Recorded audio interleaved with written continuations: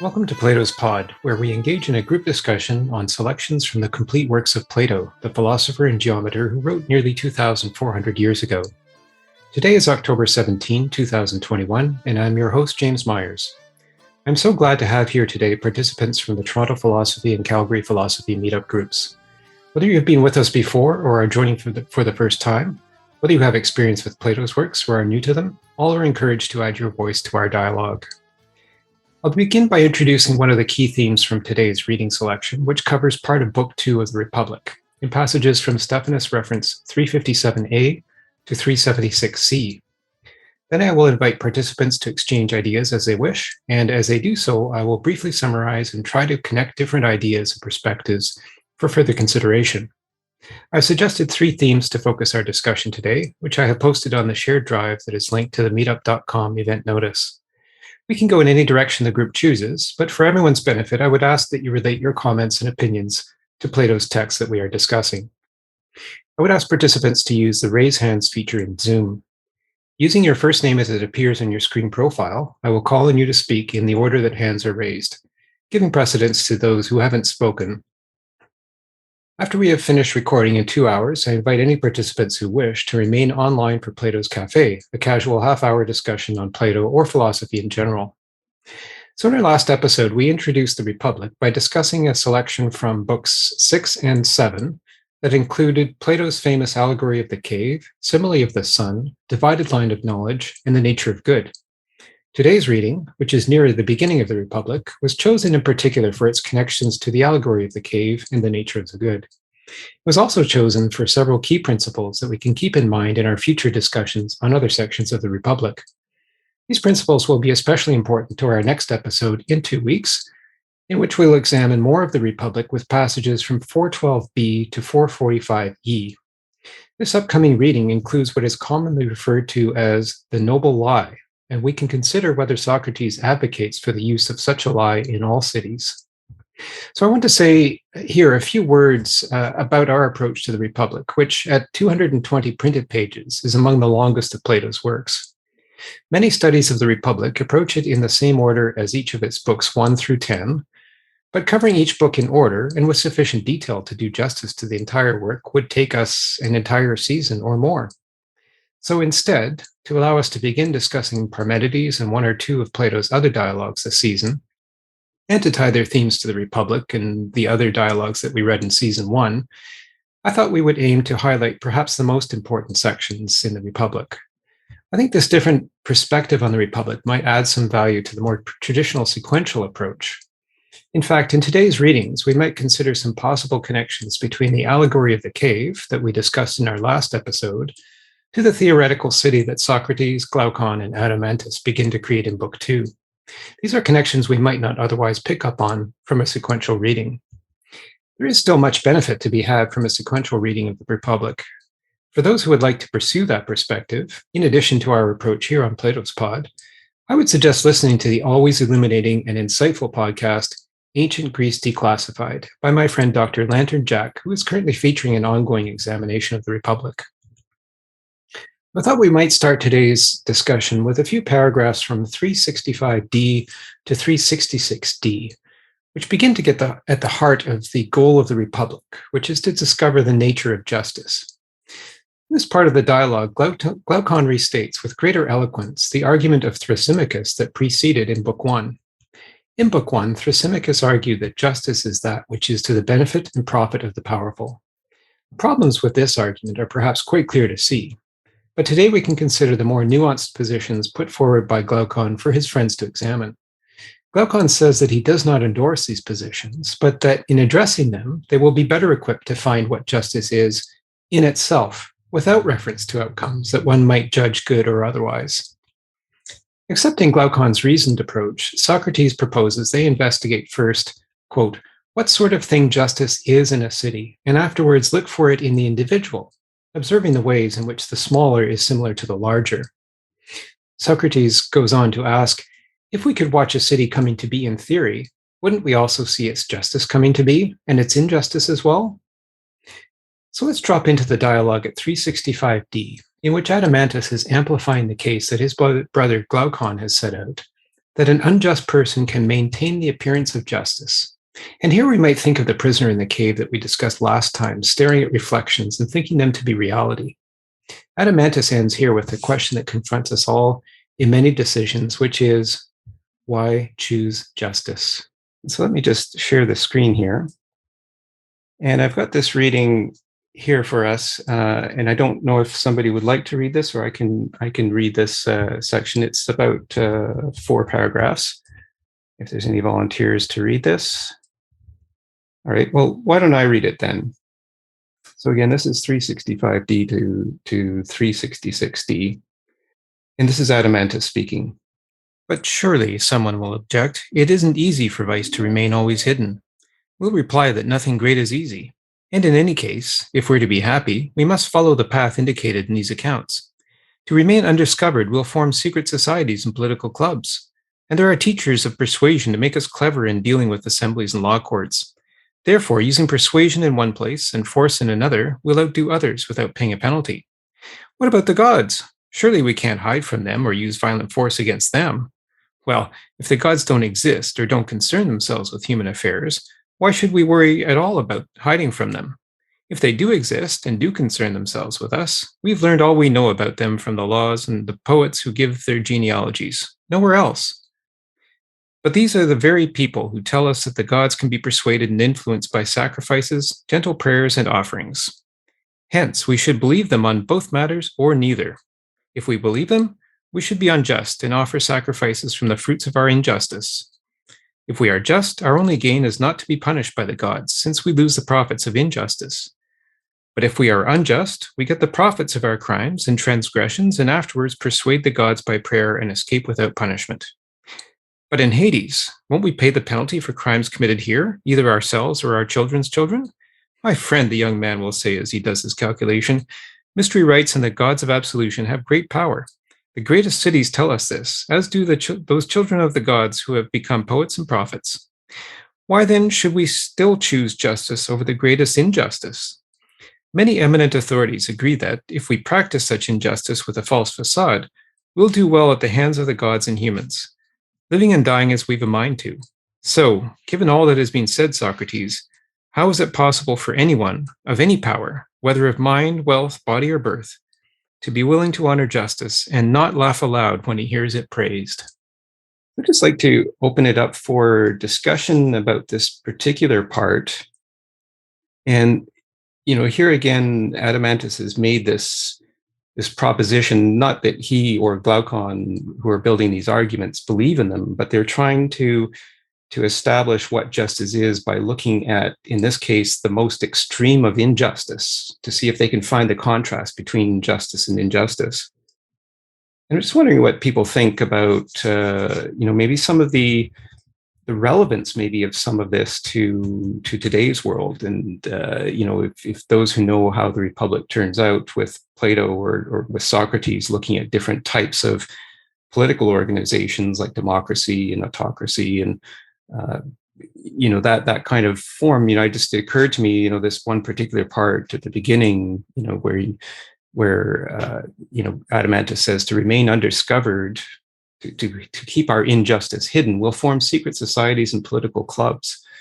That's something that had a little bit of resonance for me when I read it to current situations, or I can think of people or organizations that behave that way. I'm just wondering in general what people think. And did you, when you read the text, if you read the text, I'm thinking particularly at around 358, Glaucon kind of sets out the 3 main headings of these arguments that he's going to pursue. He's kind of restating this bold assertion that Thrasymachus made in Book 1, that injustice is really profitable, and justice really is what the powerful say it is. But here, Glaucon and Adeimantus have made a much more nuanced argument. And so Glaucon outlines the beginnings of his argument at 358C, with kind of 3 things that he wants to pursue. First, he says he wants to discover what justice is and what its origins are. And then he raises the prospect or the proposition that the practitioners of justice are unwilling to do so for the sake of justice alone, that they only pursue justice for its outcomes.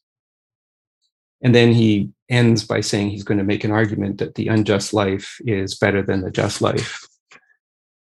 And so I'm wondering what people think about this. Is this, do we see any kind of, ideas here that relate to today, or any conceptions of our normal approach to justice and injustice?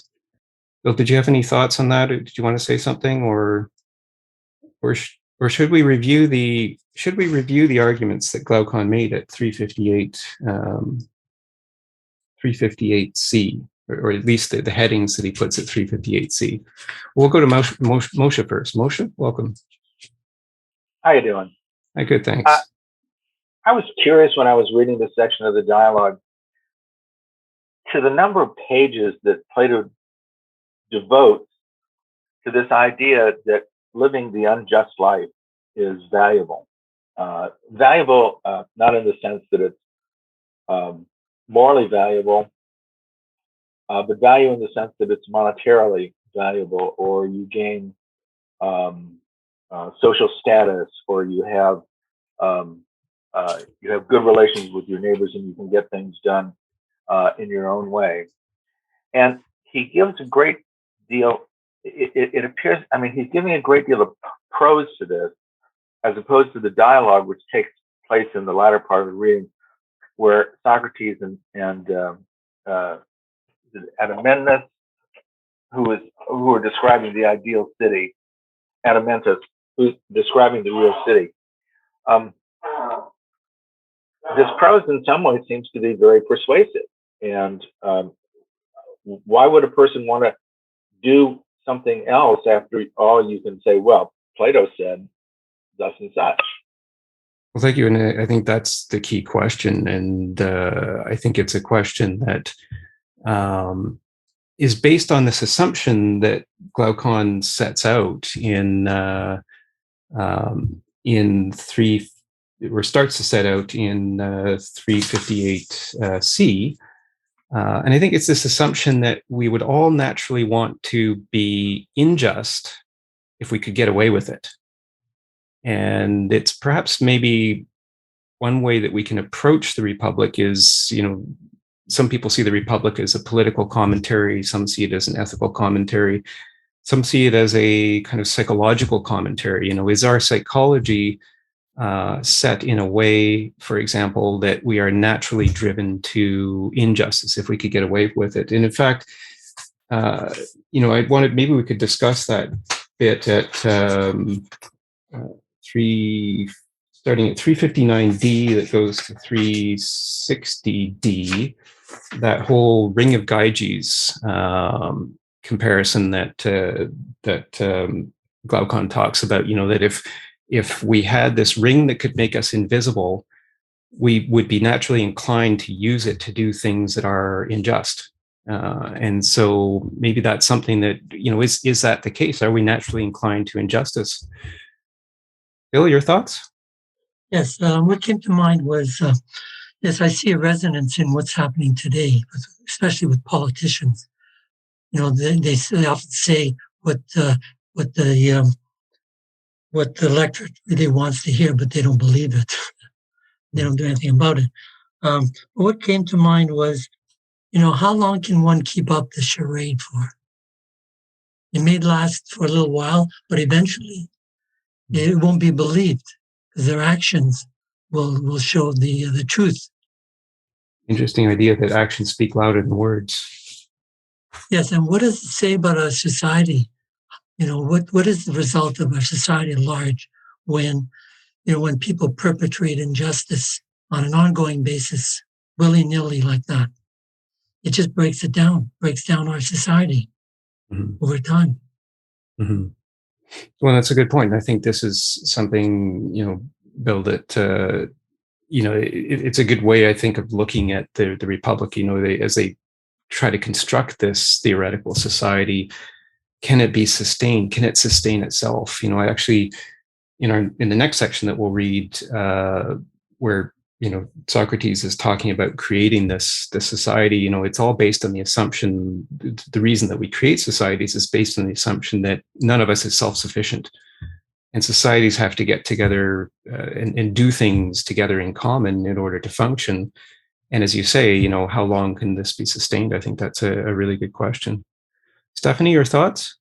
Yeah, I just had a comment on the idea that if we could put on a ring, make us invisible, and get away with it, we all maybe would do unjust acts. But who defines what is unjust?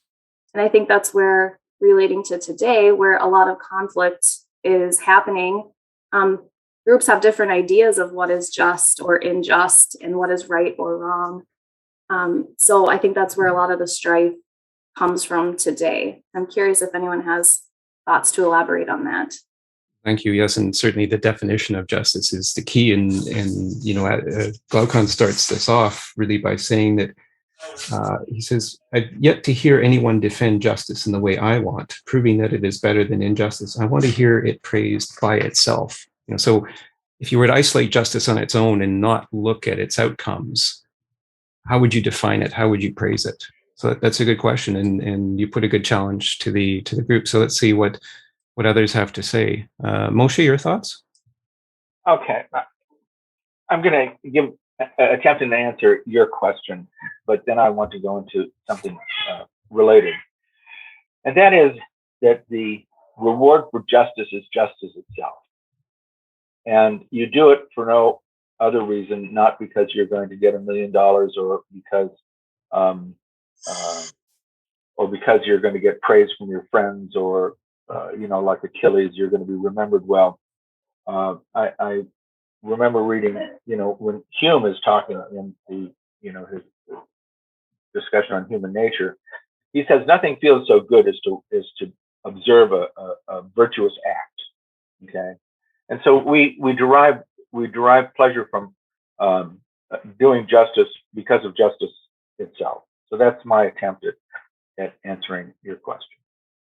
But I want to go to another thing related to the Ring of Gyges, which you brought up. And that is that I often start, when I teach a class on existentialism, by quoting the first line of Aristotle's Metaphysics, that every man, by his nature, desires to know. And I challenge that by saying, and I think this is a very good point, that man doesn't have a nature.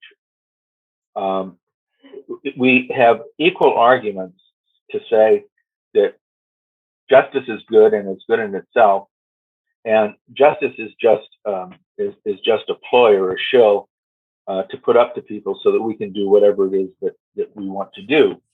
And so if we take the Ring of Gyges, I think we have, I'm not a statistician, I don't think this is an empirical question, but I do think that you have equal an opportunity to find somebody who would want to do good as opposed to somebody who would not.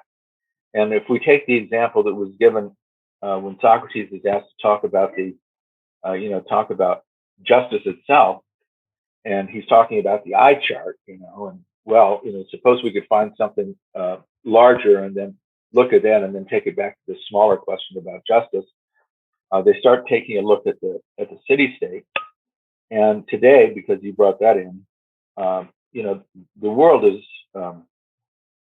I'll use some of my continental language, screwed up in so many ways that if I was, if I had an invisibility ring, I could go over to the Taliban and ISIS, and I could take their guns away from them and say, "Look, guys and gals, you've got to talk things out."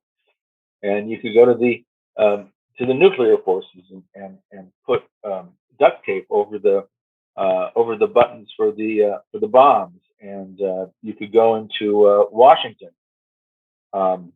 There you might have a bigger problem because those people are all insane. But you could do good things if you had that, and I think that it's a question of who the individual is. I don't think there's any nature. I don't think there's any innate nature to man that drives you in one way or the other. And that's a perspective I I understand, and I think we can all hope that that's the case. And certainly, I think we know people who would be just, if they were given such power, that they would not abuse it, for sure. Maybe they're talking about, general human behavior. And I'm just looking at this, it's at 360C, where Glaucon says that if a just person were given the ring, he might do all the other things that would make him like a god among humans.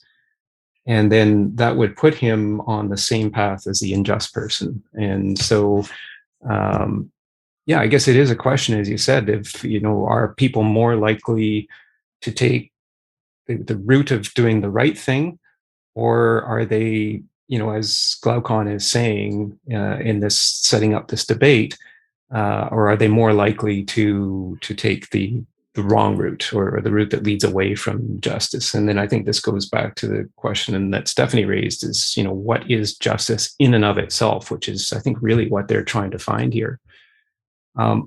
So thank you for that. And we'll go to Nuri, and then to Jose J and Jose G. So Nuri, welcome. Oh, Nuri has disappeared from the list. I think she'll be signing back on. Yeah. Thank you, oh, James. There you are. Yeah. Okay. So fast forward to where we are now. There was a study done where, just a simple honor system where people had to pay money, put it in a box, and they found that many didn't pay. So they went on, and then they put a picture next to the box. And surprisingly, more people paid for some reason. So it's very interesting. We will do unjust if we could get away with it. Are we wired that way? I'm not sure. Maybe we are. And in today's society, we have something where the penalty for doing unjust, we try, because of the rule of law, to fit the crime. So people are given for their crime. It's measured. If you do something really bad, well, then you are going to be punished more. So that's our rule of law as we have it today. Thanks.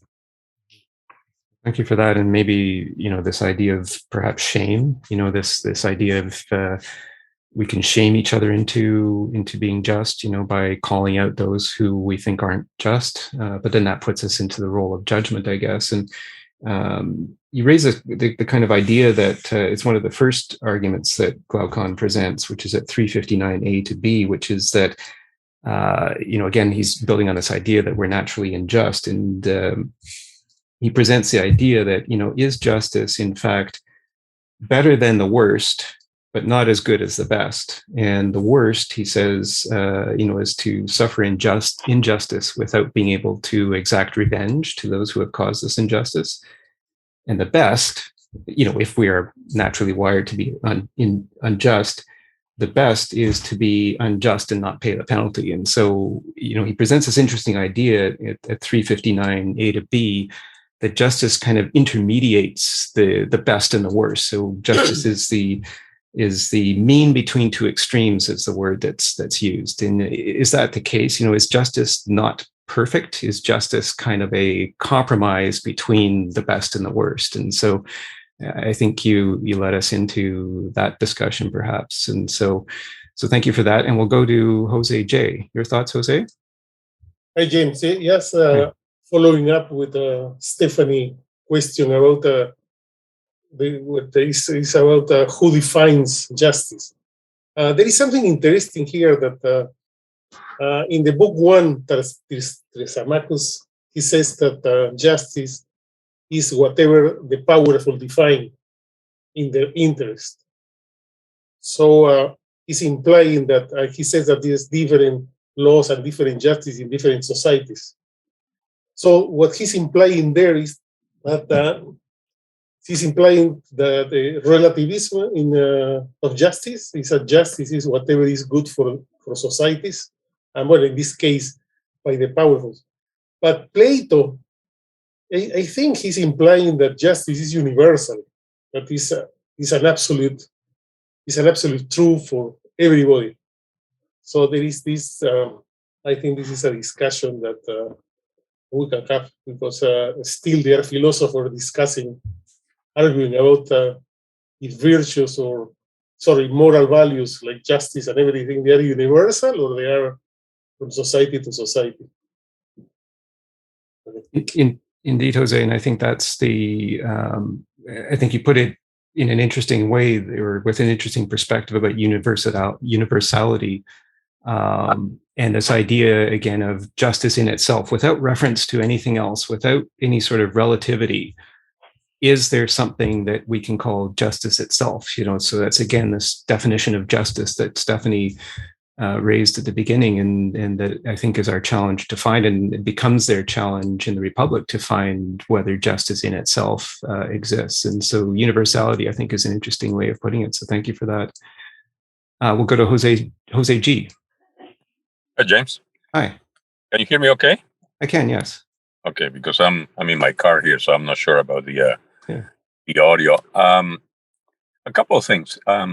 First of all, obviously, the natural tendency is to try to ask ourselves, so what is justice, right? We're discussing about justice, and if I remember correctly, that's what takes all the remaining 8 books of the Republic to try to define. So maybe it's premature to try to understand what Plato is trying to define as justice right now. Then the thing that caught my attention was this. As I was reading this, it's not the first time, but every time you read it, you get something else. And I was thinking about, why did Socrates choose to define the ideal city before entering the discussion on justice? So the only argument he makes there is, well, the larger is better than the smaller kind of thing. If I remember correctly, I don't have the book with me. But then when you think about it, if there was a planet with only one individual, the concept of justice would be kind of meaningless. So therefore, justice is what we, the big we, collective we, do to the other of us. So inevitably, you need to come back to the discussion about relationship between human beings. Then the other question I had was, is this innate? Is this natural? I don't know the answer to that. My inclination says maybe it's not. Being unjust is not a natural thing. It's not something that you are born with.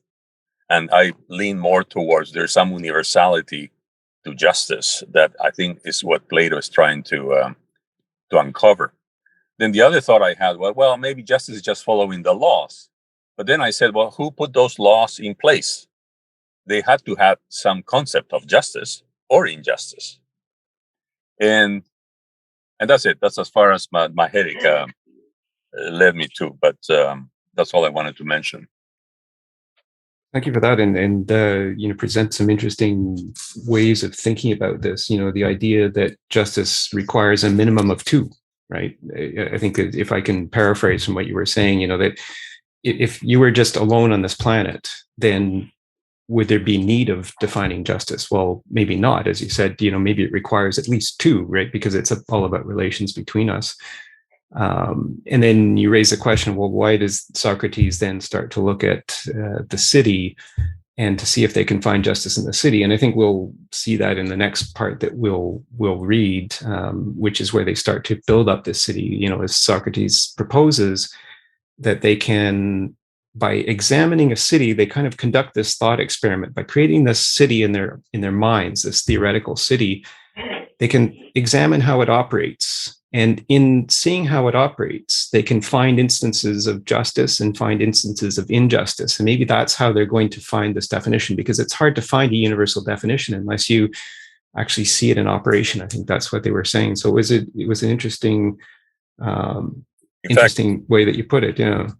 James, if I may add, when you think about this, it may sound a little bit ridiculous to think, well, if you're the only one on the planet. But the point I was trying to make is that justice is what occurs between people and relationship between people. Therefore, when you think about, okay, when do I witness a just behavior or an unjust behavior, is always with respect to someone or a group behaving against another group or another someone. So it comes back to what Jose J was saying, that maybe we're talking here a universal value of a moral value or a moral foundation that needs to be defined, as opposed to just some rules. Mm-hmm. Yeah, it's good, and let's discuss that. I think that's it's an interesting question, and maybe while we'll go to Bill next, and then to Stephanie. But just as we do that, I'm going to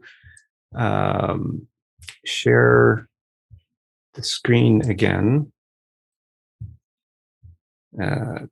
Sorry, let me just find my share screen button.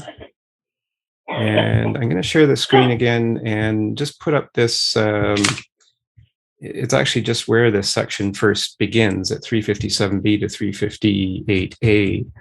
And it's this definition of the three different types of good that Glaucon sets out at the beginning. And I put it in the form of a triangle, just because in Timaeus, Plato or Socrates tells us that, or actually Timaeus, I guess, tells us that the universe is composed of triangles. So I put this in the form of a triangle because in this section, Glaucon says, well, there's three types of good. There's good in itself, which is this midline in the triangle that divides it into two, this line that I've labeled AD that goes from the apex of the triangle down to the middle of the base. And then at either side of the base of the triangle, we've got either an outcome that includes justice in itself, or we've got an outcome that does not have justice in itself, but represents justice, or good in this case, not justice, but good. But he uses this by reference to the nature of justice as well. So, is there justice in and of itself, which would be this midline in the triangle, or do we always judge justice by its outcomes, by its presence in outcomes, which is either point in the base of the triangle? And so it's an interesting question. So let's go to Bill and then to Stephanie. Well, thanks for putting up this diagram. I've seen it before, and I have some comments about it. There's a question of whether one or two is the better. I know the question posed by Plato or Glaucon in this text was, is justice good for its own sake? However, I asked the question, why would anyone do justice if they knowingly knew that it was going to cause harm? So I think the performance of justice it's inherent that something, a net good would come out of it. Maybe not for everyone, or maybe not even for oneself, but there's a net good for the society or people in general. So that's one thing I wanted to say. The other thing is, doing unjust things is one thing one has to realize is, what does it do to the peace of mind of the person? Are they always looking over their shoulders to see if they're caught? Is it occupying your mind? The guilt, and what is the long-term effects of injustice? So I think those are things one has to think about. I know I do when I'm making a decision, and I know what's in my favor, what's good for me, but maybe not necessarily for other people. So I think sometimes I choose one or the other. I have to admit that I have done unjust things. I know that either through ignorance or even through knowledge. But I think doing justice has to have a net benefit. Interesting use of the term net benefit, and I guess And here I was trying to illustrate that with the plus and the minus signs. For example, do you bring justice into the consequences and retain it in and of itself, or do you just bring it into the consequences and you don't experience justice in and of itself? And the example here in terms of the good that Glaucon used was, where the good exists both in and of itself and in the consequences, is if you enjoy something and your enjoyment of that thing doesn't cause anybody else harm. And that was his example of that which would be good in and of itself and in its consequences. And so that would be the plus side of this triangle split into two. And then, his example of the good, which is not, you're not doing good in and of itself, but you're doing it only for the consequences, is, for example, exercise or medical treatment, something that's not particularly enjoyable in and of itself. It causes some sort of pain or disagreeableness, but you're doing it only for the consequences. And so, that's the case. And so, if you were to imagine yourself in this triangle, positioned in the middle of it, trying to find what good is in and of itself, or justice is in and of itself, as you asked, what would that do to your own self-image, I guess, or your perception of yourself if you were to consistently do injustice? And that's actually, it was an interesting, we talked a little bit about that in our last episode, I think, where, this idea that was raised in Theaetetus, where Socrates said that the greatest evil would to become a stereotype of yourself, incapable of being able to judge between good and bad. And I think there's a lovely line, that at that point you become a bad man tied to bad company. In other words, tied to yourself because you're incapable of judging. So that was an interesting connection that I think we made to Theaetetus with the last episode. And so you raise good questions, and we'll go to Stephanie and see what your thoughts on those are. Hi, yeah, I just had a few thoughts based on some things that others have said, but we're talking about, what is just, what is injustice, and the definition. And I think it definitely changes, right, based on what society is willing to accept. I think we're social beings inherently, and we want to go with the flow, right? We want to fit in. Most of us typically follow social norms. And so those definitions could shift and change. We talked about people in power. And I think that those in power can shift the definition. Perhaps it changes a bit if it's of more benefit to them and those who are in power. Bill talked about looking over your shoulder, right? If you do something wrong. But if the definition has changed, maybe you can get away with those things because it's socially acceptable. I think we see that a lot today, just with those changing differences. And the last point, Moshe had talked about the Taliban going over there, taking their guns, making them talk, like we think that's the right thing to do. Personally, yes, I would agree. But I think the Taliban thinks that what they're doing is right and just, right? So who are we to say that they're wrong? Obviously, there's loss of life. Like I get all of that. I'm not advocating for what they're doing in any way.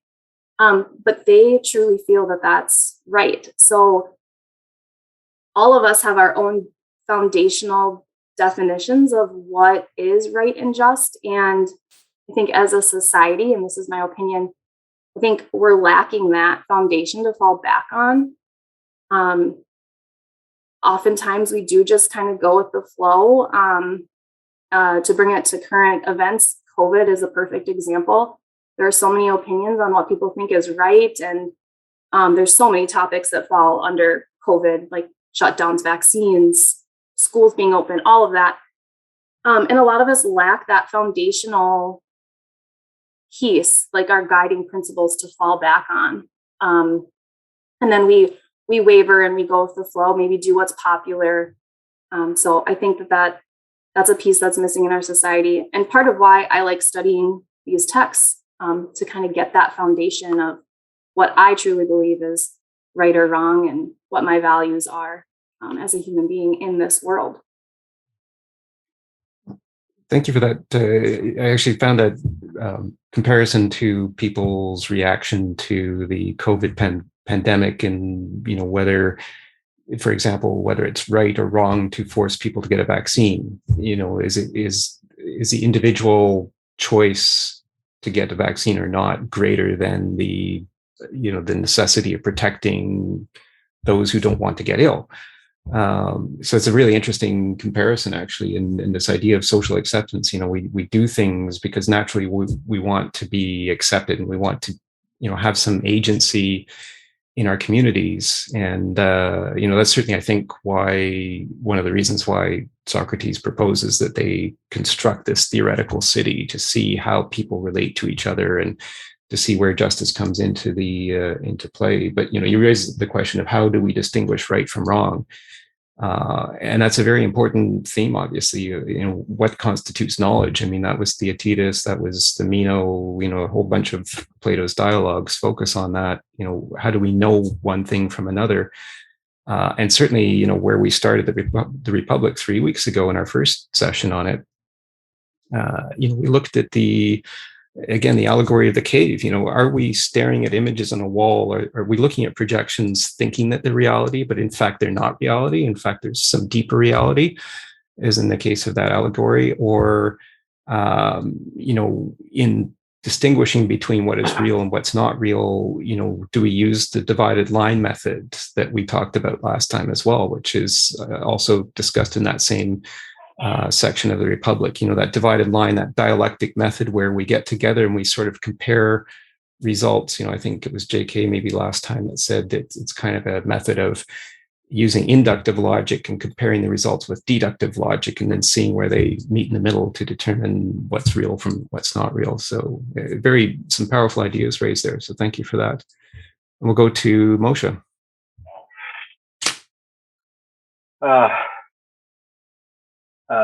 I'm going to limit myself to something.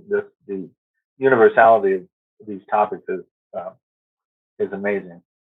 But I want to remind everyone that Socrates was a materialist.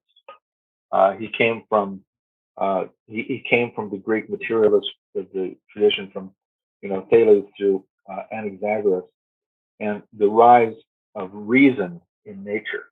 The idea that reason itself emerged from nature, and he observed reason arising from nature in the actions of man, because man, who was not separated from nature but was a part of nature, could be reasonable in this, and reason acting in nature could be seen in politics.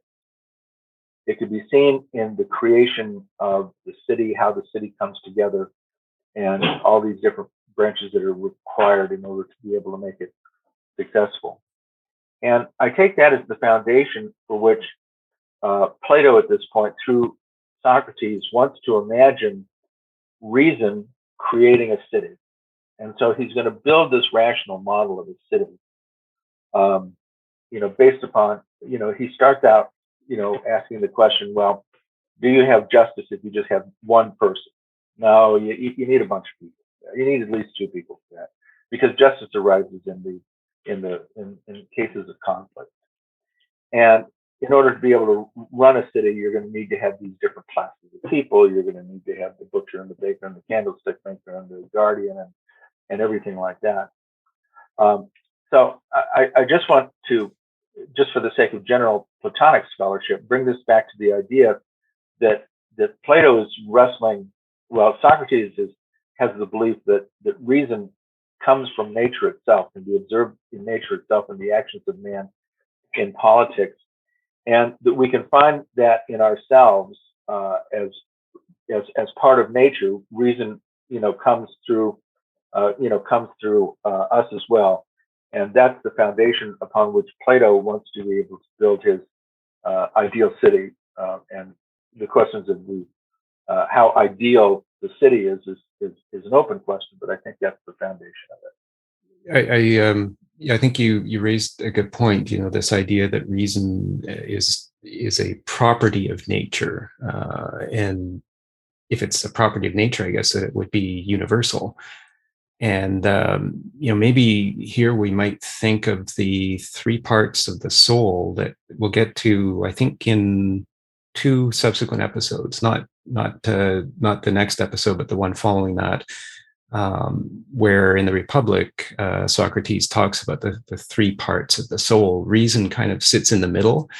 And on one side, we've got the appetites, and on the other side, we've got the thumos, or the spirit. And if we think back to Phaedrus, which we discussed in season 1, it was like this battle between the two horses pulling the chariot. You'd have a good horse pulling the chariot and the bad horse. And maybe the bad horse is the one that just responds to the appetites, and the good horse is the one that's driven by reason. And so I think the point that you raised, Moshe, is one that we will definitely want to keep in mind when we start looking at how Socrates defines the soul, or it segregates the soul into three different parts in two subsequent episodes. So thank you for that.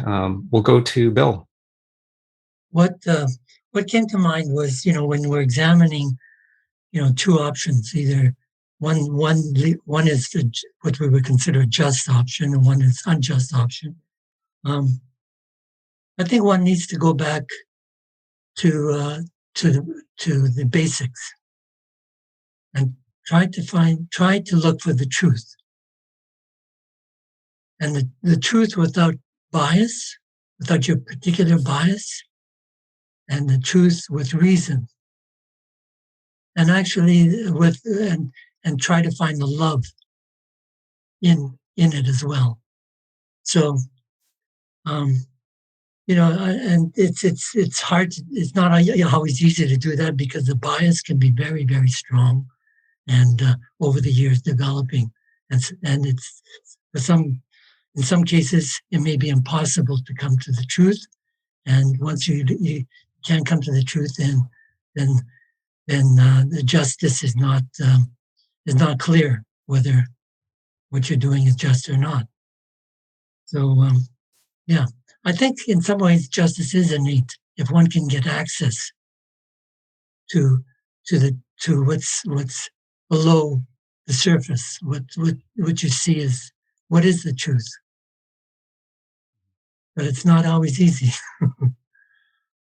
Sure, and I like the way you use the word bias in terms of trying to remove that. Maybe when we think about justice or good, in the case of this triangle on the screen, where Glaucon's talking at 357b to 358a, maybe it's if we remove the outcomes from our judgment of the effects, that's maybe where we remove the bias. So maybe that's one idea that he's getting at there. You also mentioned the word love, which strikes me. I think we'll maybe want to hold on to that idea of love, because maybe, as we look through the Republic, do we see a discussion of love and its effects? Because maybe if we act with a view to love, then this whole kind of motivation that Glaucon is proposing, that we're motivated by injustice, that if we were given free reign, if we were given the Ring of Gyges, we would naturally be unjust. But as you said, Bill, how does love play into this? Like, does that override any sort of natural inclination to injustice? And it's an important point, I think, that we want to keep in mind, especially as we look at, the way the guardians are described. We'll start talking about the guardians maybe in about half an hour as we get towards the end of this episode. But I don't see a lot of love in the whole creation of this guardian class, and maybe that's something that's missing from this city. So it's something that we definitely want to keep in mind, I think. Maybe at this point, let's go to the second reading. If I'll put it on the screen here, and this is the part where it's mostly Socrates and Adeimantus, but Glaucon comes in at the end. And this is the part where they're starting to construct the city. The word city is used, but it's really meant to be any kind of settlement, any group of people, any community, which Socrates starts by saying that, the reason we get into communities and groupings is because none of us is self-sufficient. None of us can exist on our own forever. We always need somebody else. Like,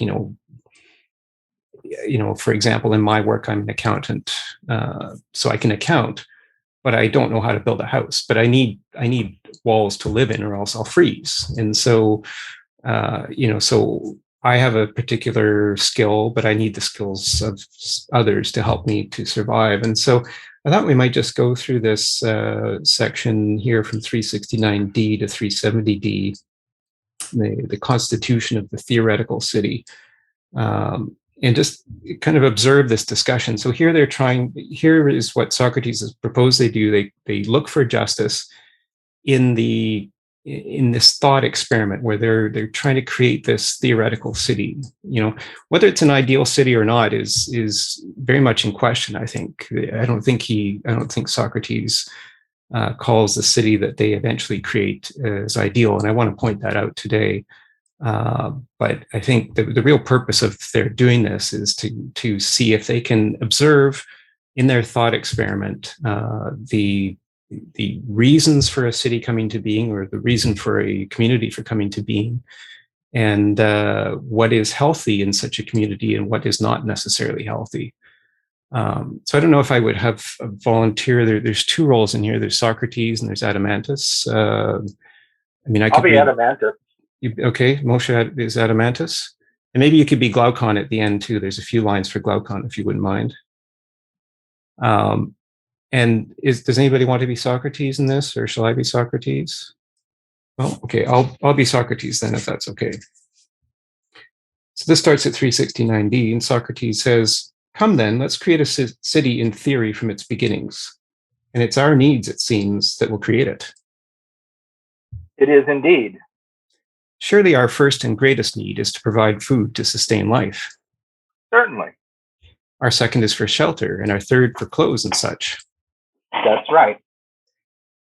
How then will a city be able to provide all this? Won't one person have to be a farmer, another a builder, and another a weaver? And shouldn't we add a cobbler and someone else to provide medical care? All right. So the essential minimum for a city is 4 or 5 men. Apparently. And what about this? Must each of them contribute his own work for the common use of all? For example, will a farmer provide food for everyone, spending quadruple the time and labor to provide food to be shared by them all? Or will he not bother about that, producing 1/4 of the food in 1/4 of the time, and spending the other 3/4, one in building a house, one in the production of clothes, and one in making of shoes, not troubling to associate with the others, but minding his own business on his own?" Perhaps, Socrates, the way you suggest first would be easier than the other. That certainly wouldn't be surprising, for even as you were speaking, it occurred to me that, in the first place, we aren't all born alike, but each of us differs somewhat in nature from the others, one being suited to one task, another to another, or don't you think so? I do.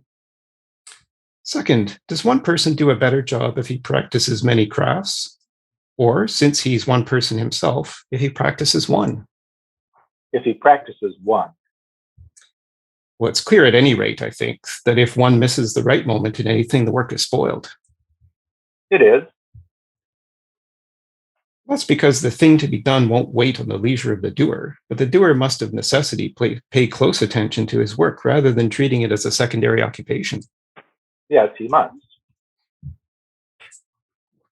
The result, then, is that the more plentiful and better quality goods are more easily produced if each person does one thing for which he is naturally suited, does it at the right time, and is released from having to do any of the others. Absolutely. Then, Adeimantus, we're going to need more than 4 citizens to provide the things we've mentioned, for a farmer won't make his own plow, not if it's to be a good one, nor his hoe, nor any of his other farming tools. Neither will a builder, and he too needs lots of things. And the same is true of a weaver and a cobbler, isn't it? It is. All right, I'll just break the discussion just there briefly, just to say that it proceeds, through 372A, and here they provide descriptions of the growth of the city and the services and occupations that it would require. It would need money, it would need metal workers, herdsmen, craftsmen, merchants, importers and exporters, wage earners. So they continue to build this theoretical city, adding various players and roles in the construction of the city. So then at 372A, Glaucon interrupts, and we get this idea of a feverish city. So I'll just start again at 372a with Socrates. Socrates says, "Then where are justice and injustice to be found in the city?" I have no idea, Socrates, unless it is somewhere in some need that these people have of one another. You may be right, but we must look into it and not grow weary. First, then, let's see what sort of life our citizens will lead when they've been provided for in the way we have been describing. They'll produce bread, wine, clothes, and shoes, won't they? They'll build houses, work naked and barefoot in the summer, and wear adequate clothing and shoes in the winter. For food, they'll knead and cook the flour and meal they've made from wheat and barley. They'll put their honest cakes and loaves on reed or clean leaves, and reclining on beds strewn with yew and myrtle, they'll feast with their children, drink their wine, and, crowned with wreaths, hymn the gods. They'll enjoy sex with one another, but bear no more children than their resources allow, lest they fall into either poverty or war. It seems that you make your people feast without any delicacy. True enough. I was forgetting that they'll obviously need salt, olives, cheese, boiled roots, and vegetables of the sort they cook in the country. We'll give them desserts too, of course, consisting of figs, chickpeas, and beans, and they'll roast myrtle and acorns before the fire, drinking moderately. And so they'll live in peace and good health, and when they die at a ripe old age, they'll bequeath a similar life to their children. If you were founding a city for pigs, Socrates, wouldn't you fatten them on the same diet? Then how should I feed these people, Glaucon? In the conventional way, if they are, hold on, I've got to find this. In the conventional way, if they aren't to suffer hardship, they should recline on proper couches, dine at a table, and have the delicacies and desserts that people have nowadays. All right, I understand. It isn't merely the origin of a city that we're considering, it seems, but the origin of a luxurious city. And that may not be a bad idea, for by examining it, we might very well see how justice and injustice grow up in cities. Yet the true city, in my opinion, is the one we've described, the healthy one, as it were. But let's study a city with a fever, if that's what you want. There's nothing to stop us. The things I mentioned earlier and the way of life I described won't satisfy some people, it seems. But couches, tables, and other furniture will have to be added.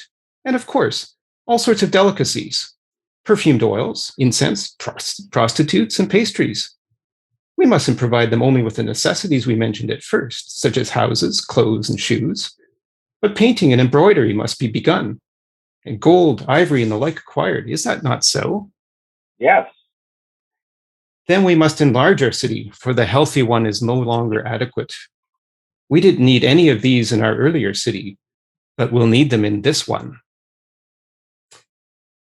Well, thank you, Moshe, for reading both Adeimantus and Glaucon in that selection. And I just wonder what people think about this, in particular, this idea between how we distinguish between what Socrates calls a healthy city and the feverish city that they wind up then constructing from that point on. Anybody's thoughts on that? Moshe, your thoughts? I think it's a false distinction.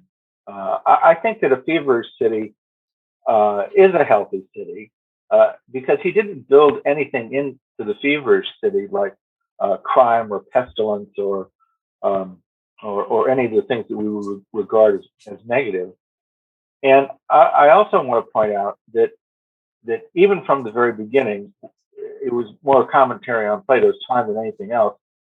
They did, in order to have a city, you not only need to have 5 men, but you're going to have 5 women as well, because otherwise there's not going to be many babies that it's going to be passed on that you can bequeath your wealth and prosperity to.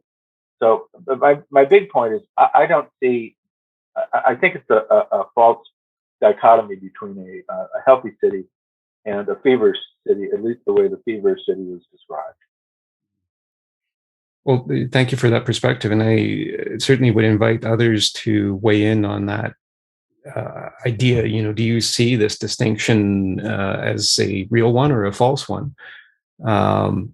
I think maybe I would just call attention to one thing there, and it's the words that I'm just looking for the words here.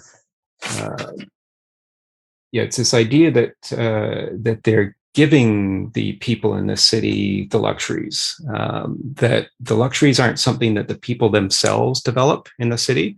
It's something that's being given to them. And I just wonder whether that distinction between, the development of luxuries by the people of the city on their own, or the giving of the luxuries to them so that they don't have to develop them on their own, is maybe that part of the distinction that's being made. So, but thank you for raising that question. It's a very important one do we find this distinction that Socrates is making between a healthy and a feverish city to be one that we can relate to. So we'll go to Jose J for your thoughts. Well, one big difference, I think it's a huge difference, is that the transition from the healthy city to the luxury city is that they need to expand and they need to acquire new land, and so they will need war, and they will need and they don't mention here, but they will need the slavery. So and they start like the huge injustices, they will be there. So this is why in the luxury city they will need this guardians class, because in the healthy city they didn't need a guardian class. Well, thank you for that. And yes, they certainly do go on to talk about how to maintain these luxuries, because other people will want these luxuries as well. So for the city to defend itself and to maintain its luxuries and to keep people from taking away their luxuries, that they would need to then engage in war, and that they would need to expand their territory to protect themselves further. So I think that's maybe one of the reasons why Socrates is saying, or at least in his view, that this is perhaps the origin of a feverish city, is the idea that luxuries are natural to their existence and that they must have the luxuries without necessarily developing them on their own. So it's a thought to keep in mind, but I'm wondering what others think. Bill, what are your thoughts? Well, to my mind, the city, what does he call it now? The name for the city? Anyway, the luxurious city, I guess. Luxurious city, yeah. Yes. So it to me, it's a materialistic society.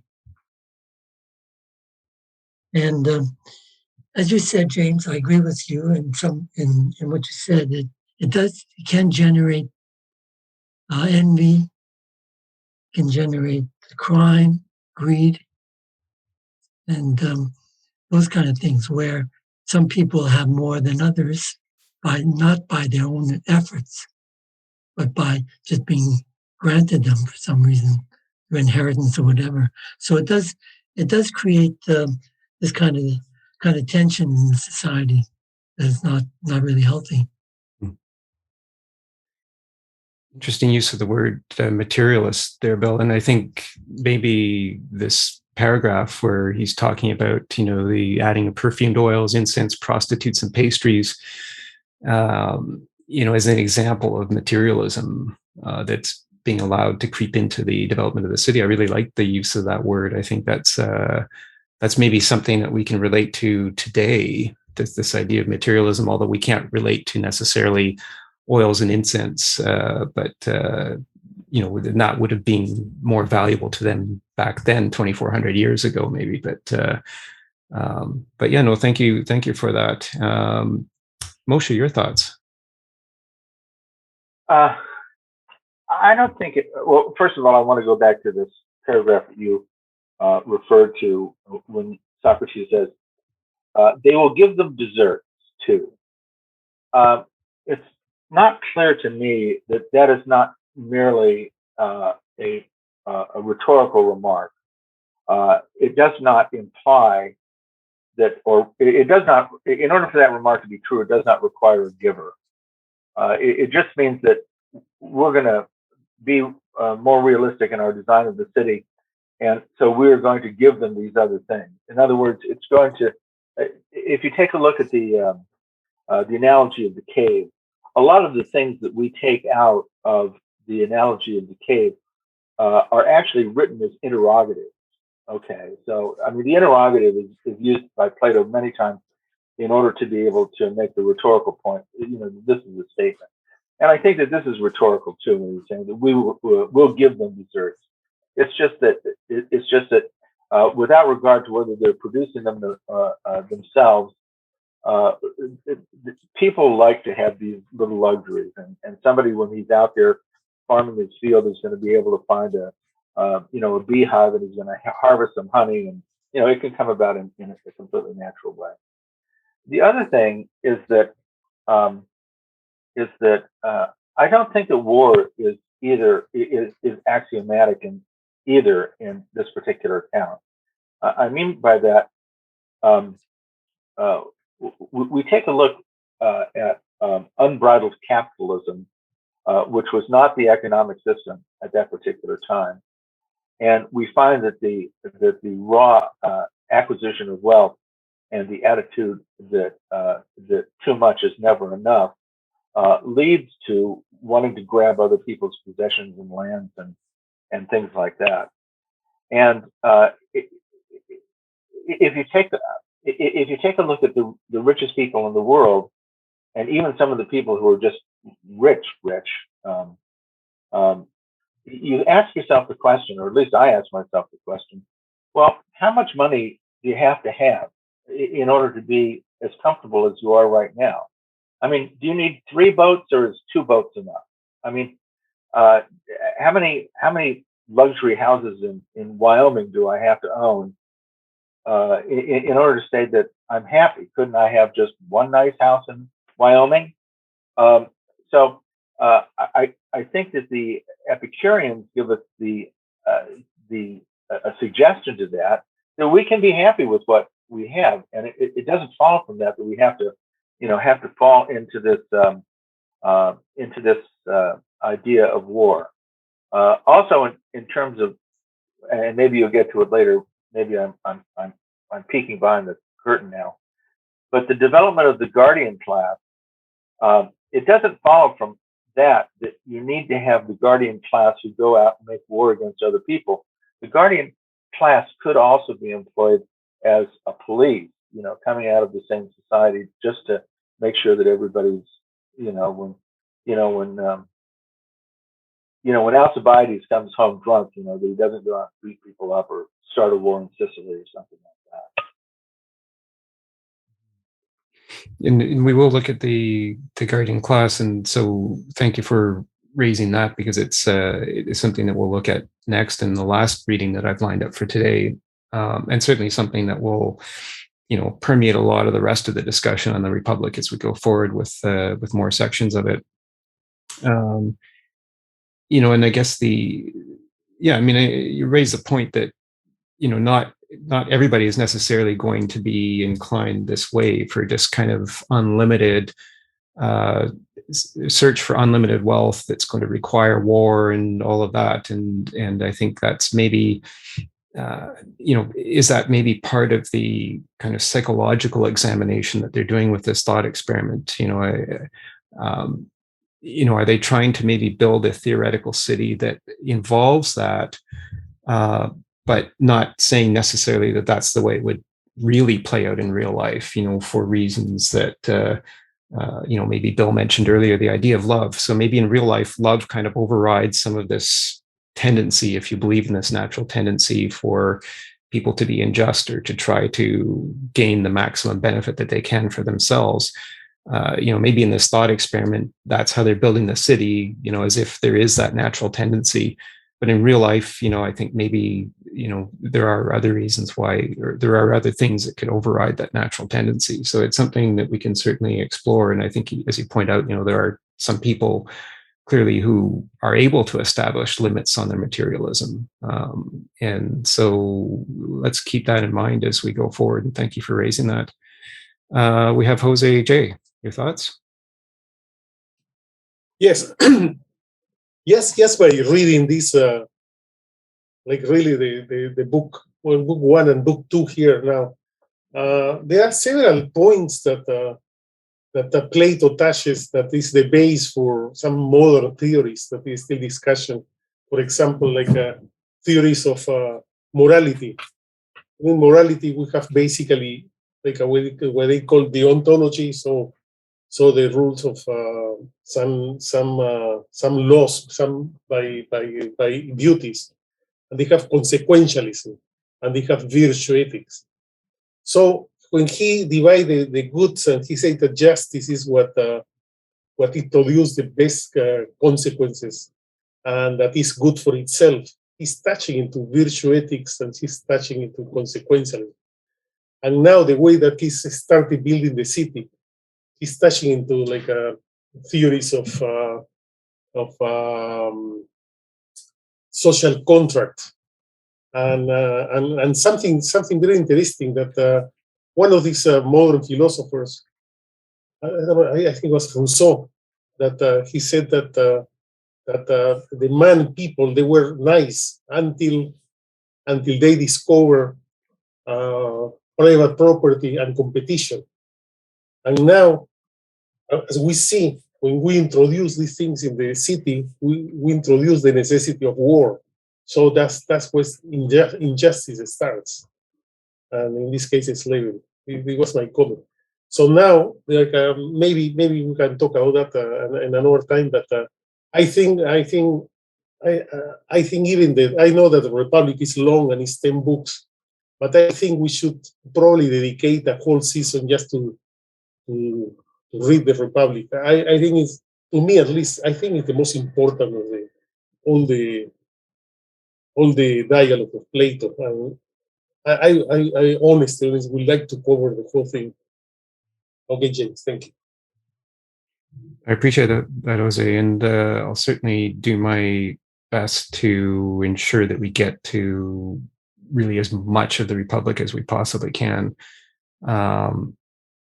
And I think you're right. Certainly it does touch on the very nature of our existence together as societies. And you raised the point of the social contract, and I just wanted to go back to 359A, which we didn't read together, but that's where Glaucon says that. Maybe I'll just read that brief bit. At 359A, where Glaucon says, "They say that to do injustice is naturally good, and to suffer injustice bad. But that the badness of suffering it so far exceeds the goodness of doing it, that those who have done and suffered injustice and tasted both, but who lack the power to do it and avoid suffering it, decide that it is profitable to come to an agreement with each other, neither to do injustice nor to suffer it. As a result, they begin to make laws and covenants, and what the law commands they call lawful and just." And so that's that idea, I think, of social contract. So the people in this, theoretical city that Socrates and Glaucon and Adeimantus are creating, will have this kind of social contract where they agree that, to constrain maybe natural tendencies, whether we believe or not in those natural tendencies, that to at least constrain it, that here are the laws that are necessary because we need to keep a check on each other. So I just wanted to read that section just on the social contract kind of idea there that you mentioned and that I appreciate. Moshe, your thoughts on that? I just want to point out that the next sentence in that is, "This they affirm to be the origin and nature of justice." And this is proto-Hobbesianism. I mean, this is really Hobbes writ large, that we will make laws amongst ourselves, and we will give up some of our freedom, and we will make these the laws that we follow. And so we are giving up our liberties in order. We're going to ultimately give them up to the Leviathan in order to be able to make our cities sound. And I just wanted to point out what I take to be the importance of that paragraph as well, Jim. And it's good. Thank you for reading that additional sentence that I didn't read there, because that's an important one. In this, I think it goes back again to this this concept of, do we have this kind of bad part of us that will naturally seek injustice? That if I were given the Ring of Gyges, I would necessarily go out and do things that would be unjust. They might be maybe minimally unjust, maybe just to benefit me just a little bit and not hurt anybody too much. But it's an interesting thought experiment that if we did have that unrestricted power, what would we do? And if you believe that we would do some bad things, then we need some restrictions, and the laws kind of are those restrictions. And then does it become a case, as I mentioned earlier, that Glaucon says, that justice is kind of a compromise between the worst and the best. Justice is neither the worst nor the best, but it's kind of this, mean of the extremes is the term that was used. And so, that's, I think, any way you think about our nature, whether it's naturally good or naturally bad, I think hopefully we can relate to this whole discussion of building up the city and looking for it, even if we don't think that people are necessarily going to behave as they say in their thought experiment, then maybe we can just look at the thought experiment and see, well, if this were the case, then how would justice respond, or how would justice emerge if this were the case? So it's an interesting thought. So do we need do we need the laws as a constraint on the damage that we would otherwise do to ourselves? And if you think about, how laws have been developed over time, certainly, when we saw the Apology, for example, when we read the Apology, we saw very, what I think we would all think is a bad case of the applications of the laws, that wound up in the execution of Socrates. So the laws aren't necessarily always good either. It depends maybe really on who's making the laws. And I wanted to just, kind of see again, whether we think that Socrates is right in saying that this luxurious city or materialist city is a feverish one or not. Maybe it's not a feverish one, but if he thinks it's a feverish one, then I just wanted to keep that in mind in terms of Socrates' attitude throughout the rest of the Republic, because it's said that, as they talk about the development of the guardian class, that Socrates is advocating for some of these things that they talk about. But I just wanted to keep this particular point in mind, that Socrates has said, whether he's right or wrong, he said that he thinks that the healthy city is the first one that they described without the luxuries, without the materialism, if we accept Bill's definition of that. And then by adding the luxuries or adding the materialism, we don't have a healthy city. We have one that is a city with a fever here. And Socrates says clearly, yet the true city, in my opinion, is the one that we've described, the healthy one, as it were. So whether or not you agree with Socrates' opinion, that is the opinion that he's expressed. And I think that this is important to understand his attitude through the rest of the Republic. And in terms of understanding, is Socrates actually endorsing some of the things that they subsequently discuss, such as the creation of the guardian class, which I want to move to in just a few minutes here. Jose? I want just to ask a question, and just for what you said, why is the name Healthy City? For the first city, it means that the other one is unhealthy, or because he will introduce injustice, I think, or I am wondering why he chose this name. It's a good question. Thank you for raising that, because it's one that this idea of health and unhealth, or fever and no fever, is one that seems to come up a lot in Plato's writing.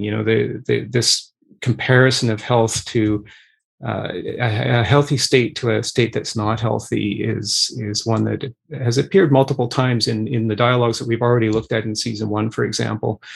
And let's maybe probe that a little bit, and maybe it goes back in some way to a point that Moshe raised, I think a few comments ago, and I'm just thinking about this paragraph here where Socrates says, we'll give them desserts too, consisting of figs, chickpeas, and beans, and the roast myrtle and acorns. And to me, as I read that, these desserts are all things that come from nature. They're not material things. They are things that appear naturally and they're not imposed. Like, they're just part of nature.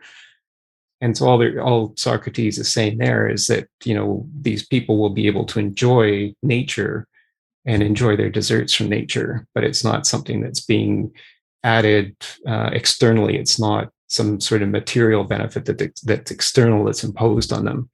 And so maybe that's, as you were asking the question, it made me think that maybe there is a connection with health.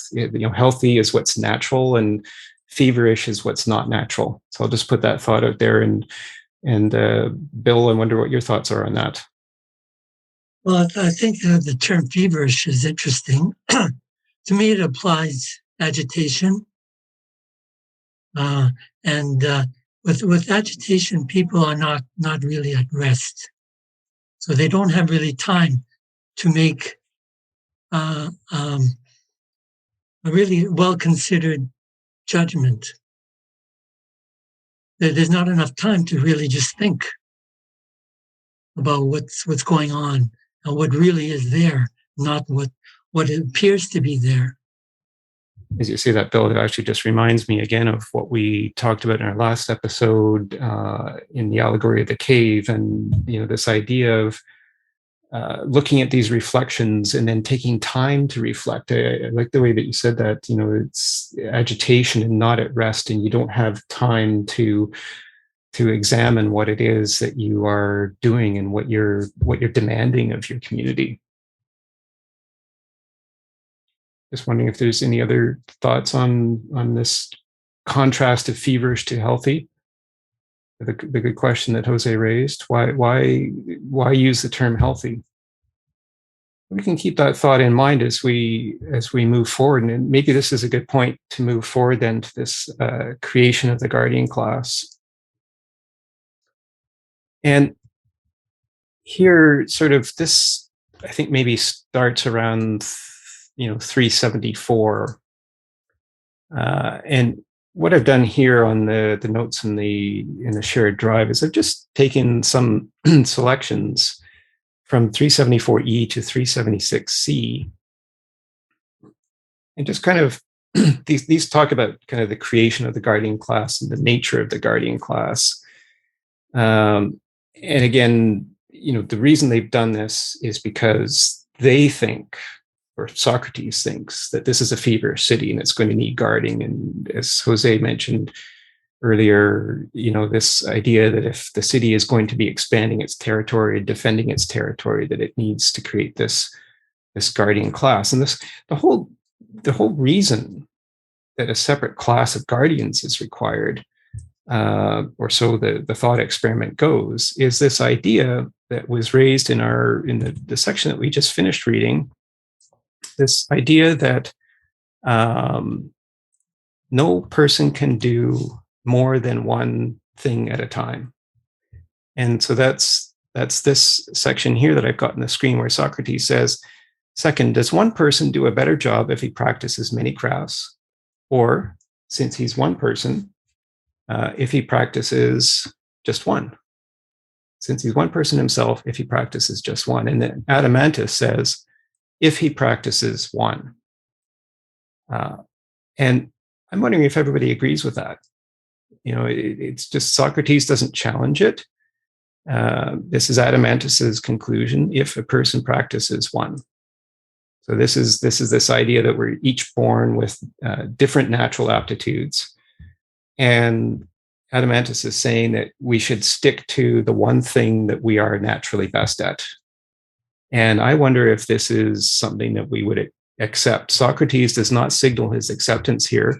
Socrates follows up by saying, it's clear at any rate, I think, that if one misses the right moment in anything, the work is spoiled. So Socrates is not addressing this conclusion of Adeimantus. He's just saying, at any rate, something else is clear. So I'm just wondering, do we accept this idea that we are each fitted to one thing and one thing only? Because if we are, And if our community needs protection, and I'm not naturally a soldier, then I need to employ a soldier to defend me because I'm only fit to be one thing. I'm only fit to be an accountant. I'm not fit for anything else in my role in society. And so because I'm only fit to be one thing, I need that protective class. So wondering what we think about that. So we'll start with Jose and then go to Moshe. Well, at one point, when he equates the city with the human soul, he has the class, the philosopher's class. I think is maybe the rational part. The guardian class is the spirited part of ours, and the producers class is our appetites. And at that point, there is a point in the Republic that he defined justice as every part doing their job, harmony, no conflicts. So maybe this is he's start building this principle here, saying that everybody has to do their own job, and that's it. And thank you for pointing out that. Yes, we will get, and I think that's actually in our reading for the next session, this idea that justice is harmony. And so even if you don't think that we're fitted each to only one thing only in life, then however we fit into the equation, that there has to be this kind of harmony. And that is the word that is actually used in that, I think, definition that they arrive at a certain point. Moshe, your thoughts on this, either on this idea of we're fitted to one thing and one thing only, or where do we want to go with that idea? Well, I want to point out that Socrates, who was a philosopher, was also a soldier in the Peloponnesian Wars, and so he was able to be a philosopher and a warrior, not at the same time. Although who knows what he was doing out there in the field. But I think that what we're saying here is that a person, I mean, realistically, a person can do more than one thing, but not at the same time. I can be a philosopher, I can be a warrior. Okay, and also we have another example of Socrates being, well, I mean, it comes up in the Laches where Nicias is talking about. You should have seen Socrates in the retreat from Delium. Well, obviously he's in the war. I mean, he's a philosopher and he's able to do two things, although, as I said, not at the same time. You make a good point, and that's a really good example, actually, the fact that Socrates was actually a soldier and a philosopher. Maybe I could add to that Plato himself, I understand that he was, before he started writing all of these dialogues, a dramatist. And then he became a philosopher in writing these dialogues. And at the same time, he was a geometer. He had his academy. So, the writer of this, I guess, didn't practice just one thing. But maybe it is, as you say, Moshe, maybe it's the idea that we can do several things, but we can only do one thing well at one time. And maybe it's this idea that that was expressed that I'm just looking for it here, the idea that the right moment won't wait. That's because the thing to be done won't wait on the leisure of the doer. So if we're trying to create more plentiful and better quality goods, are more easily produced if one person only does one thing at a time. Did you want to add to that, Moshe? Yeah, it's just an observation that occurred to me right at this particular moment, and that is that I get the feeling that Plato is having an argument with Socrates in this particular dialogue. And the reason why I say that is because of his choice of characters of who Socrates' interlocutor is. Because Glaucon, if I remember correctly, is a relative of Plato. He might even be his brother. Mm-hmm. And so I think one could read this as Glaucon is really speaking for Plato and arguing with Socrates about what the best city is, and giving us, and it's that's interesting if we look at this in terms of the proto-Hobbesian paragraph that you read, and that I finished with the last sentence about giving up our freedoms and installing the law. I don't know if anybody wants to write a thesis on that, but I think there's an argument that can be made that Plato's actually arguing with Socrates about what justice is here through the mouth of Glaucon. It's an interesting observation, and I think I see that too in my own understanding of that whole setup with Glaucon. That, and you're right. I think Glaucon was actually, really Plato's brother, and then I think Glaucon, I think he actually became part of the gang of 30 tyrants that actually, yeah, exactly. And so yeah, and so there is this tension, there's this difference of opinion, and certainly Glaucon is used at the beginning of this of today's reading selections to kind of set out with a lot more character and finesse the rather brutal argument that Thrasymachus made in Book 1. And I think certainly Glaucon raises some very powerful and I think well-argued points, and I think it's their task to refute Glaucon. But I think Plato has certainly given Glaucon a very good position at the beginning of this. Glaucon makes a very, I found it very persuasive, very well thought out argument, and I think it goes to really the nature of how we think human psychology works. Do we accept this idea that we are naturally inclined to be unjust if we could get away with it? If we had no constraints, if we had that Ring of Gyges, would we naturally be unjust? Yeah, I just want to point out one other historical thing, if I remember correctly. Thrasymachus was abandoned, and he was taken in by Glaucon and lived in his house. So not only is Glaucon the brother of Plato, who I take to be espousing these positions, but Thrasymachus himself has been educated by Glaucon, in other words, educated by Plato to give this particularly harsh position. It's interesting, and it's interesting to think of the whole dramatic construction of this of the Republic using these real characters with understanding what that real background is. That's very interesting. Thank you, Jose. Your ideas. This is what I read in some secondary literature, that the reason why from book 2 and onwards the interlocutors of Socrates are Glaucon and whatever the other brother, Adeimantus, yes, is that the Republic is considered one of the mature dialogues of Plato.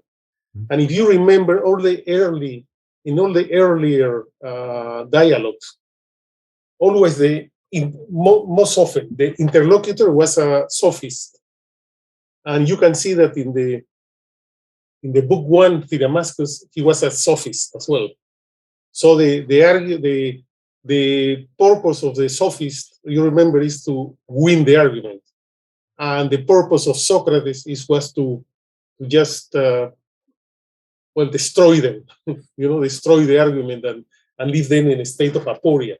So that was the most of the early dialogues. But this dialogue, he put in purpose these interlocutors, that it was Glaucon and Damascus, that they were even students in the academy, and because the objectives of the dialogue after this Republic Book 2 is to find the truth.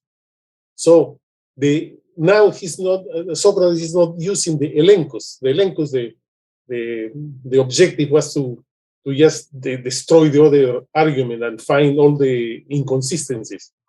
Now they are going to find the truth. So this is why Glaucon and Adeimantus, they are like the interlocutors, because they are philosophers. They are not sophists. That's an interesting perspective, and thank you for reminding us of the role of sophists. And we've seen that, certainly in some of the dialogues that we discussed in season one. Even when we ended season one with Theaetetus, and there was the role of Protagoras in that. Protagoras was, I think, a sophist, and so yeah, you pointed out a very interesting connection here. Is that we're not just arguing sophistry here. And maybe that goes to the whole starting point that Glaucon started this with. Glaucon didn't want Socrates to describe what justice is in theory. He wanted Socrates to describe what justice is in practice. And so that's moving kind of from this idea of theoretical philosophy to practical philosophy, I think. And so they specifically set this up so that they wouldn't get just a theoretical response, but they're actually looking for the practice of it by looking at this large community and seeing if the large relates to the small, which is to the individual. So if we can find justice in the city, we'll find it in the individual. That's the whole approach that they've taken. But I really like the way that you pointed. I hadn't thought about that, actually, this idea that this is not just arguing sophistry. This is actually arguing, kind of actual practice. And I think that's why they continue to develop this city in their thought experiment with things like the guardian class. And so maybe I point out some of these selections that I've, just in the 15 minutes or so that we have remaining, some of these selections from 374E to 376C, where they talk about the creation of the guardian class. And so again, just, this idea of the need for the guardian class is because they have, in their thought experiment in the city, they have said that each one of us is only suited to one thing and one thing only, which we can debate. Maybe that's not true. But in this so-called feverish city, that's the way things are going to be. And so if that's the case, then they're going to need this guardian class. And so at 374E, Socrates says, then our job, it seems, is to select, if we can, the kind of nature suited to guard the city. And so I just wanted to point out the conditional in that, if we can. So it's not to say that he thinks that they can for sure. It's if we can. And then the other thing I wanted to highlight in this is this idea that the guardians have to be dedicated to the specific people of the city and to no others. So I think they use the analogy of a dog. So the dog, you can have a fierce attack dog. You can even mistreat your fierce attack dog, but as long as you feed it, as long as you take care of it, you can still mistreat it, kick it around, call it terrible names. Your attack dog will still do its job and defend you because it's defending its owner. So in a sense, they're trying to create this guardian class that is effectively owned by the people of the city, and the guardians will identify with the citizens of the city, and they will, whatever the citizens do to them, the guardians will still do their role in fulfilling their guardianship, and they will attack the enemy. So we've got, us versus them being set up here. And I really thought that this was kind of, this tribalism was coming out in the creation of the guardian class. And it's something that kind of really resonated with where I think a lot of the, issues that the world is facing now come about in this idea of tribalism. So at 375C to D, Socrates says, yet surely they must be gentle to their own people and harsh to the enemy. If they aren't, they won't wait around for others to destroy the city, but will do it themselves first. So in other words, you're creating this elite force that attacking, and all they're trained to do is to attack. And so you want to make sure that they don't attack the people that created them. They only attack who the creators say are their enemies. So they must be gentle to their own people and harsh to the enemy. So what are we to do then? Where are we to find a character that is both gentle and high-spirited at the same time? After all, a gentle nature is the opposite of a spirited one. So if someone lacks either gentleness or spirit, he can't be a good guardian, yet it seems impossible to combine them. It follows that a good guardian cannot exist. This is where Socrates starts to, question this idea. Can you create this elite attack force and make sure that it doesn't turn on you? And then they go on further to discuss, and at 375E to 376B, This is where they start to, talk about this analogy to the pedigree dog. He says, so you can see them in other animals too, but especially in the one to which we compared the guardian. For you know, of course, that a pedigree dog naturally has a character of this sort. He is gentle as can be to those he's used to and knows, but the opposite to those he doesn't know. When a dog sees someone it doesn't know, it gets angry before anything bad happens to it. But when it knows someone, it welcomes them, even if it has never received anything good from him.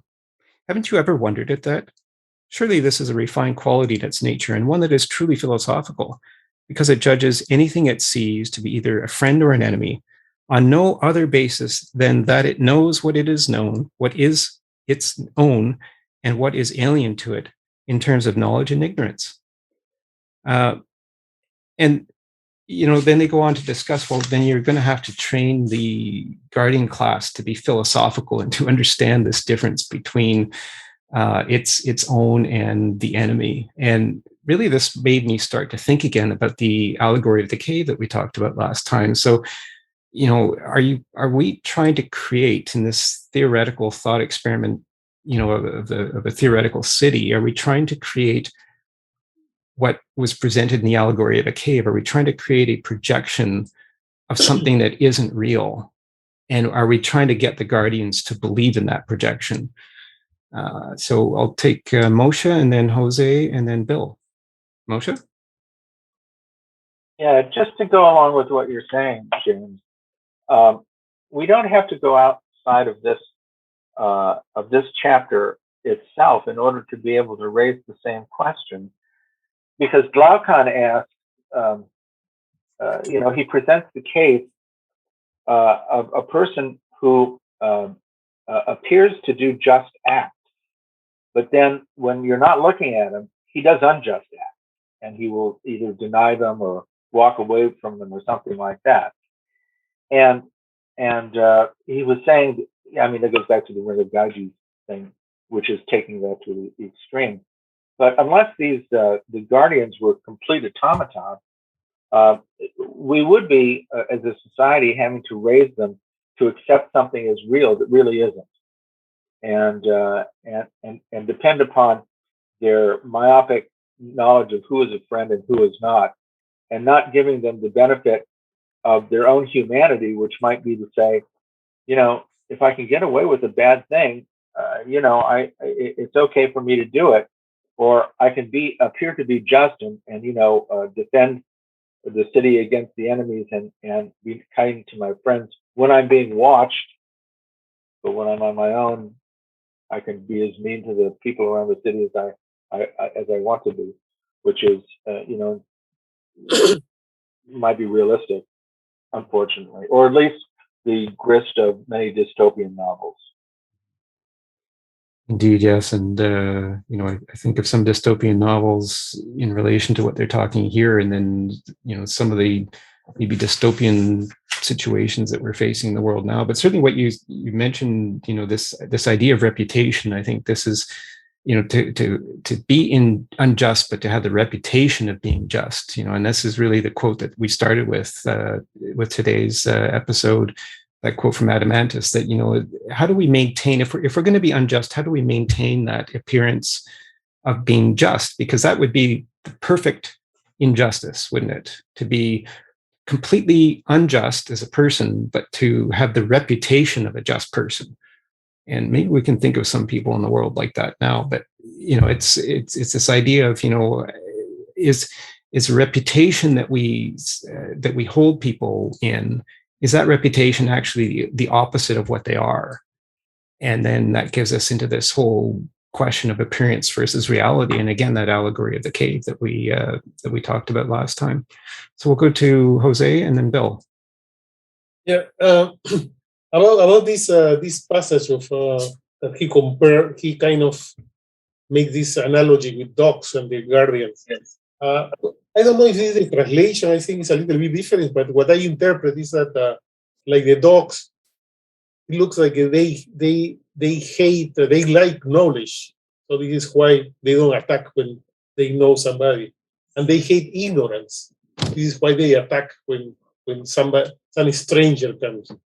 And and the guardians, they need some education in philosophy because they have to have knowledge. They will like knowledge and they will hate ignorance. And besides, when they want to identify real threats with no threats. So if they go to war, they cannot just go to war they have to know when go to war.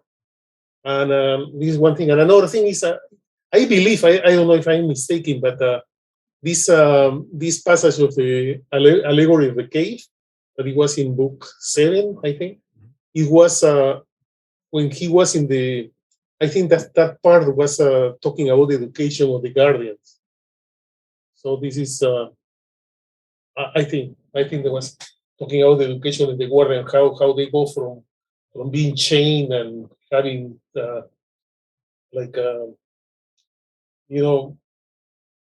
all their knowledge, what in figures and shades, and they discover the truth. And certainly they do investigate they talk about the education of the guardians, and I think we'll have a chance to look at some of the specific aspects of the guardians' education. But you're right. I mean, it's a question of knowledge, and I would just, I would just point out here, this part here that says, by using this analogy of the dog, it says the dog will defend the owner even if it has never received anything good from him. And so maybe it's not absolute knowledge of everything of how the world works, but the guardian is to be given just enough knowledge in order for the guardian to be able to fulfill the role that the guardian was designed for. And I think we'll see that maybe in in our next episode when we read that what's called the so-called noble lie. Maybe that's an idea of just giving the guardian just enough knowledge, but not too much knowledge. So thank you for that. And we'll go to Bill. I had a dog once, and it was a loving dog to us. Would always be there and cuddle us, etc. And we fed it well. However, when the postman came, it went nuts. It became a savage dog, like it wanted to tear him apart. But you know what? The postman was a wonderful man. We knew him, but the dog didn't like him. So that's the problem with that dog analogy. Who's a friend and who's a foe?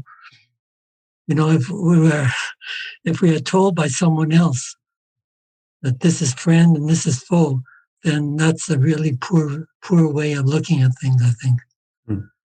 And yeah. That's a really good analogy. Because I remember when I was a kid, I had a newspaper route and I delivered newspapers, and I'm certainly terrified of those dogs that would want to rip your hand off as you put the newspaper through the door. But it's true. It was a good. I like that analogy. It's interesting. The question is, how do we know who our friend is and who our enemy is? And I think they're suggesting at the end of this, these selections at 376 B and C, this idea of giving the guardian some philosophy. How, and then they ask the question, how are they going to educate the guardian? Which then raises in my mind, who is going to educate the guardian? Who is so perfect in their knowledge that they can educate this class that has the power to destroy their own city as well as other cities? It's a question of, how do we, if we set ourselves up as having to educate these people, then how do we educate them? Which is a good question that we should ask. So thank you for that. We'll go to Jose G. Yeah, just a quick comment about the dog example that Bill was mentioning. I also had a dog, and it seems common to all dogs that they would get enraged when the postman comes and approaches the house. And however, what I did was with my dog, I introduced the dog to the postman. Right, so I was outside, and the postman came along, and I brought them together, and he was wagging his tail. However, the next time when the postman will approach the house, it will be exactly the same reaction, completely enraged. So what I'm suggesting is maybe a situational thing, and it's a bit of this ignorance versus knowledge, right? But it's more than the people, just a situation. I mean, the dog has the knowledge. Then when there's nobody else and somebody's approaching the house, it goes after it. But when he's in a friendly environment with others, he reacts differently. Just a leisure comment on dogs. I like that thing, the idea of introducing the dog to the supposed enemy might well change its attitude. And that's something that we can maybe consider as we continue to read the Republic is, are they creating this artificial barrier around the city, by setting up this elite attack force around it? And so they'd never have a chance to meet the supposed enemies, and it's a really interesting thought. Bill, your ideas? Well, there's this concept of the guardians. It applies to the present day with our police force, who sometimes reacts in a way that in an extreme way, and they don't. Sometimes there's not a lot of love shown for the citizens. So yeah, I think knowledge is part of it, and is a big part of it. The guardians, to be able to decide who is friend and who is foe, and apply a legitimate amount of force if necessary, but at a minimum. First try dialogue, like Socrates, possibly. I like that. That's good. You actually just I put this on the cover page of the notes that I posted on the shared drive, but I saw this article about a week ago in, not coincidentally, the newspaper called The Guardian, which I read a lot. And I saw this little piece in The Guardian about the type of robots that are now being introduced in Singapore to police undesirable behavior. So you mentioned police. And so I've got here on the screen a picture of this article from The Guardian on October 6. Trial of robots to police undesirable behavior such as smoking or breaching social distancing rules. So they've got this cute little robot called Xavier, who is rolling around the streets of Singapore, blasting warnings at people who are doing these things that are deemed to be bad. And so, is this a technological prototype of a guardian, is what I've asked on the cover page here. And it's something that we might consider as we read more of the Republic. This is maybe a real life example of a guardian. And certainly, I don't think that this machine that is pictured in this photo here is necessarily capable of the philosophy that they're trying to establish in the Guardian. So thank you for that police analogy. It is actually, we're at the 2-hour mark, and I just wanted to say, I think it's probably a good point to end here. And so I do want to thank everybody for sharing, and certainly have got so many great ideas and contributions today, and many things to think about, things that I hadn't thought about before. And, we'll get the podcast posted in about a week. And I think it's a real good chance to share these ideas, as we continue to read more sections of the Republic and in other dialogues as well, so that we can start, continue just connecting all of these ideas. And I wanted to just remind folks that in 2 weeks, we'll have our next session in 2 weeks. That we'll be looking at, it's a bit of a longer reading. It's from 412b to 445e, and that kind of starts with the idea of the noble lie that is going to be given to the Guardian class. So let's keep in mind all of the good ideas that have been raised today, and let's look forward to our next session in 2 weeks. And so I want to thank again those who participated today, including a number of new participants. Great to have you here. And we'll look forward to our next session in 2 weeks. And so I will end the recording in a minute, but I just want to remind those who want to stay online, you're free to stay online, and we'll host what we call Plato's Cafe, which is just a casual half-hour discussion on Plato or philosophy in general. So you're welcome to stay online after I stop the recording right now. And so we'll see you hopefully in 2 weeks.